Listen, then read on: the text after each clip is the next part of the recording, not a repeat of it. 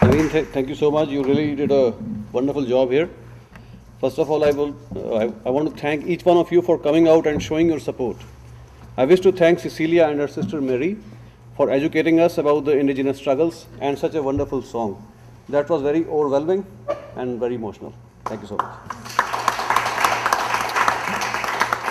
I also want to thank my mentor, Charlie, for all his moral support and encouragement and enlightening each one of us through his writings. He has been a great help for providing me a space to write about the Gadar history in his paper. I'm thankful to Kimball for editing my book and letting me write about the Gadar history in people's voice. I'm equally grateful to my employer and Radio India Managing Director Maninder Singh Gill for providing me an opportunity to talk about the Gadar history on the radio. This has greatly helped me in doing my research on the subject. I'm also grateful to Harinder Mahal for providing us such a wonderful perspective on the relevance of the Gadar history in the contemporary world. And we are all thankful to the descendants of the Gadar activists for coming out today and releasing the book. I also want to take a moment to thank Naveen Giran, our MC. He has done a wonderful job. You have seen that. I would like to take a moment to let everyone know here that this guy is working hard to make an otherwise obscured South Asian history visible through his research. He was instrumental in identifying the spot where the first Sikh temple of Vancouver once stood. It was, after all, a nerve center of the Gadar activities. Due to his efforts, a plaque is now installed there with a brief history of the temple. If the community really wants, Naveen can also help us in identifying the place where Mewa Singh was actually hanged and get a similar marker installed. I'm also thankful to Jeffrey Kaufman, my guide with the Social History Department of UBC, for encouraging me to write a paper on Mewa Singh. This was the only time when UBC was kind to me. Otherwise, they won't have me for the School of Journalism. Also, I want to thank Mr. Surinder Sangha of the Indo-Canadian Workers Association. He has really inspired in me the interest for the Gadar Party. And also prominent historian Hugh Johnston, a renowned author Sadhu Bining, the former president of the Khalsa Diwan Society Kashmir Singh Taliwal, and my father-in-law Dr. Raghbir Singh, who is an authority on the Gadar history, for helping me in completing my paper. Mr. Raghbir Singh is here. So my father-in-law is also my teacher. I want to thank as well Satish Gulati of Chetna Prakashan for publishing this book, and Jarnail Singh, a prominent painter of our community, for letting us use Mewa Singh's portrait made by him on the cover. We also need to recognize here that Professor Gurvinder Singh Taliwal was the first radio broadcaster in our community to introduce the practice of holding a moment of silence for Mewa Singh on his martyrdom day. And we also thank Sohan Puni, another authority on the Gadar history, for introducing this idea. Last but not least, I want to thank my media colleagues for helping spread the message about my book. They include Jane Boy of Co-op Radio, Kamaljeet Thind of Mehak Punjabi, Gurdeep Garewal of Hamdard, Rupinder Hare of the Indo-Canadian Times, Sunil Narula of the Indo-Canadian Voice, Omindra Singh of the Asian Star, and all my co-workers at Radio India. And I can see in the crowd some of the elected officials who are here, and we welcome them. Among them was Ginny Sims, you just heard her, and Raj Chauhan, Harry Baines, Bruce Ralston, and former MLA Jagru Brad. And I can also see WSO President Mr. Prem Singh Winning. He has also shown up. Thank you, Mr. Winning. Now I want to talk about why we need to remember our history. It's important to remember it because we have a long way to go before the dreams of the Gadar Party come true. Here I would like to briefly share a real story. Today is a very black day or sad day in our people's history. On the intervening night of July 27, 28, 1970, Comrade Bhuja Singh, a former Gadar activist, was killed by the police of independent India. The person who deserved state honor for participating in the struggle to rid India of British occupation instead got a police bullet from his compatriots. His fault was that he had joined an ultra-leftist Naxalite movement, an uprising of the landless tillers, indigenous peoples, and poor, who revolted against the rich and elite in 1960s. Bhuja Singh was instrumental in establishing a chapter of the Gadar Party in Argentina. The Gadar Party was first established in North America in 1913 by the Indian immigrants. These men came to US and Canada for better livelihood as British subjects. as India was under British occupation back then. Many of them actually believed in the fairness of the British Empire and had served for the British Army. They were disillusioned when the British government refused to come to their aid whenever there was a racial violence against the East Indians. It soon dawned upon them that the root cause of their sufferings was slavery back home. These ugly experiences transformed them into freedom fighters and social justice activists. And that's how the Ghadar Party came into being, and gradually it spread its wings among the Indian diaspora throughout the world. Eventually, many of these activists returned to India to pursue for freedom of the homeland from foreign occupation. Many of these men faced gallows or life imprisonments, while those who survived continued struggle for social justice even after India formally gained independence in 1947, and Bhuja Singh was one of them. But he was not alone to have suffered the tyranny of the establishment. Others like Sohan Singh Bhakna, the founder of the Ghadar Party, was thrown into jail during an independent India for raising his voice against the exploitation of the working class and poor. Gurmukh Singh Lalton, who was aboard the Khamagata ship, which was forced to return by the Canadian government under the racist immigration law, articulated about this pain on the 50th anniversary of the Ghadar Party. Likewise, former Ghadar activist Manguram Muggawal had continued his struggle against untouchability and caste-based oppression in post-independent India. A Dalit himself, he endured this oppression and lived with this pain as a child in India before migrating to US, where he became an active member of the Ghadar Party. He was pained to find that this oppression continued against Dalits even upon his return to India after spending several years in exile. He therefore decided to quit the Ghadar Party to launch a Dalit emancipation movement in Punjab.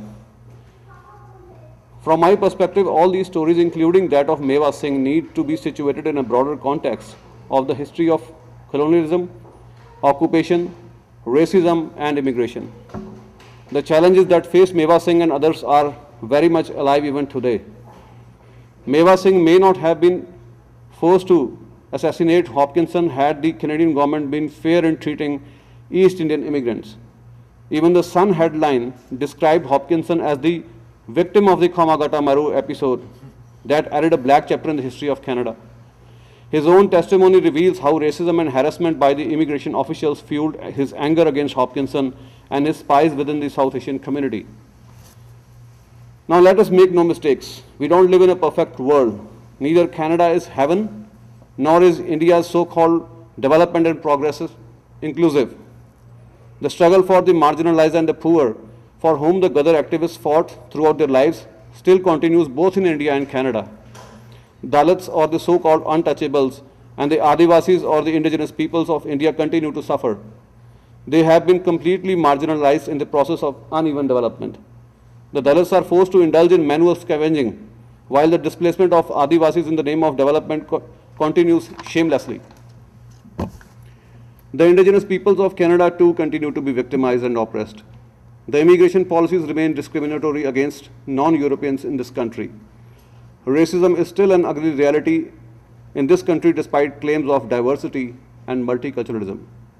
All these factors contributed to the birth of the Ghadar Party 100 years ago. 100 years later, these challenges continue to prevail, and there is a need to keep activism of the Ghadar heroes going. Regionalism, religious sectarianism, and sexism continue to pose threat to people's unity. The Ghadar activists were opposed to all forces inimical to people's unity and brotherhood. They opposed all forms of prejudices, and many of them, like Bhuja Singh and Sohan Singh Bhakna, risked their lives by trying to protect the Muslims during religious violence that followed the division of India and Pakistan on communal lines. They challenged the Hindu and Sikh fanatics on the Indian side of the border. Yet those promoting religious fanaticism and support theocracy are today trying to appropriate the Ghadar history for their narrow and selfish interests. If the political leadership of India was sincere and really cared for the values of the Ghadar Party, there wouldn't have been a religious partition of India in the first place. Post-independent India too has witnessed worse religious pogroms, often instigated and engineered by the political parties and the governments. All this reflects very badly on India's secular democracy. It is pertinent to mention that the Ghadar activists also stood for gender equality. People like Bhakna opened schools for girls in an Orthodox Indian society and try to educate women. Now, as was pointed out earlier, heteropatriarchy was actually introduced by the colonists in Canada. And as Cecilia was saying, the women used to make decisions before the colonists stepped their foot on the Canadian soil. And that's why we are seeing systemic sexual violence against Indigenous women in this country. Now, they also denounce caste system, ritualism, and all age-old regressive traditions and prove themselves to be ahead of time. The stories I have told you clearly belie claims that the Ghadar party had failed in its mission.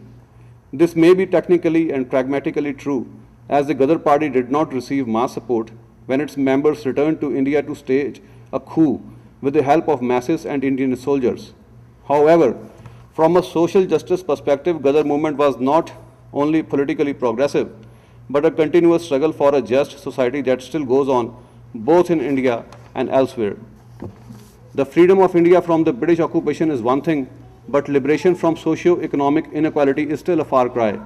The yawning gap between the rich and the poor and the ongoing exploitation of the indigenous peoples and Dalits in India still pose a challenge to the society that needs to focus on unfinished tasks of the Ghadar heroes instead of holding symbolic and tokenistic celebrations. We must also stand up against racism, religious intolerance, caste-based oppression, and violence against women.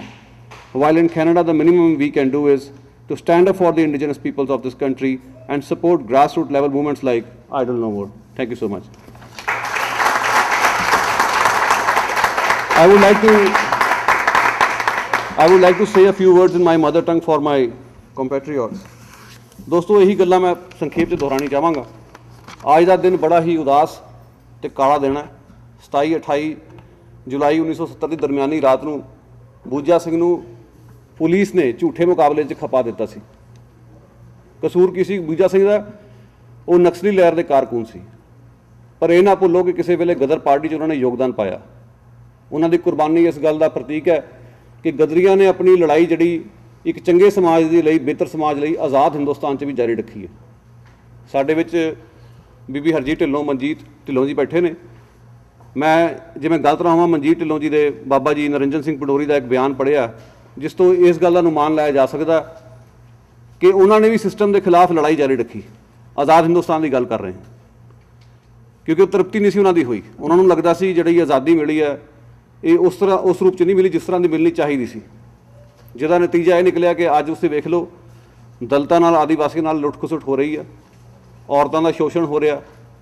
Gadri अपने समय तो अगे की सोचते सी, उन्हों की सोच बड़ी विशाल तो बड़ी अगे वधू सी। वो सोच में विसार दिता गया, इस करके ये सारे दिन सानू वेखने पै रहे हैं। हुण हिंदुस्तान की सरकार या पोलीटिकल पार्टियां गदर पार्टी के इतिहास को तोड़ मरोड़ के अपने हक च तो इस्तेमाल कर रही, पर इस गदर पार्टी के जोड़े असल जोड़े मिशन को लागू करन विच बिल्कुल फेल हुई। उस दे लई जरूरी है कि असीं आप जागीए। जे असीं सोचीए कि सियासी लीडर जोड़े ने वो कोई तब्दीली कर देणगे, ये साडा बहुत बड़ा भुलेखा। और ये गल सिर्फ हिंदुस्तान से लागू नहीं होंदी, कैनेडा से भी लागू होंदी है। गदर का इतिहास कैनेडा का इतिहास सी। कैनेडा च नस्लवाद होया इस करके गदर पार्टी होनी चाहिए। नस्लवाद अज भी हो रहा, साडे मूल निवासी दोस्तों नाल हो रहा। औरतों नूं इत्थे जिस तरह के लिंग हमले हो रहे हैं, खास तौर पर मूल निवासी फिरके दी औरतों से, ये सारा कुछ समझण वाला। और जड़ा लुट खसुट चल रही धरती पर जाके कब्जा करना, कुदरती सोमियां की लुट खसुट करनी और आदिवासियों को बेदखल करना, ये सारा सिलसिला कैनेडा भी उस तरह ही जारी है। और जिस तरह इमीग्रेशन के विच कटौतियां हो रही ने, सरकार ने तुहानूं सुपर वीजे का माफिया का छूछणा देता और साडे कई भाईचारे के लोग उन्होंने खेड रहे हैं, जो कि उन्होंने गल्लां दा कोई अर्थ नहीं। माफ़ी तो हारपर साहब ने रेजिडेंशियल स्कूलों भी मंगी सी मूल निवासियों तो, पर बाद G7 G20 के सम्मेलन च कहता कि कैनेडा तो बस्तीवाद होया ही नहीं। सो उस माफ़ी का की अर्थ होया? इसी तरीके नाल कौमा गाटा मारू कांड लई माफ़ी चाहे पार च मंगी, कोई इसनूं मन्ने ना मन्ने माफ़ी है, पर उस माफ़ी का साडे लिए कोई अर्थ नहीं। जे अज तुहाडे बुजुर्गों नूं इत्थे आण दे रहे तो की इहदे लई 100 साल बाद फिर माफ़ी मंगी जाएगी? सो ये माफिया की सियासत जिहड़ी है इहदा कोई मैना नहीं। नस्लवाद अज भी हो रहा, इमीग्रेशन विच जड़े रगड़े वज रहे हैं, लोगों को जागना चाहिए। गदर पार्टी की सोच के उत्ते पैरा दिंदे आ, सिर्फ इन्नी गल ही सिख लवो दोस्तों, बथेरी है। हमेशा जो भी लोड़ पवे लोगों नाल खड़ो, जोकां नाल ना खड़े होवो। बहुत बहुत धन्यवाद।